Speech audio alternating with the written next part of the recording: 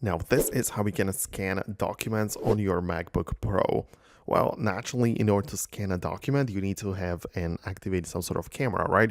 So the best way I would recommend you to do it is to head over to an empty place on your desktop, like on your home screen, and I want you to right click on it for more options to pop up. And you have the ability to add folders and sort them, whatever. But at the bottom, you have one section called import from iPhone or iPad.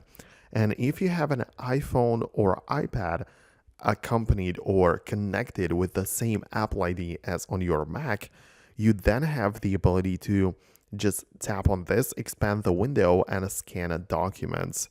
So it asks you whether you want to activate it from your iPhone or iPad specifically, but the same options are going to pop up. And if you click on the iPhone, it's going to move over to the scanning mode and you will have the ability to scan a document, which is then going to automatically appear on your MacBook. So it is going to be really convenient to do so. Of course, you can just scan it directly on your iPhone and then share it to your Mac.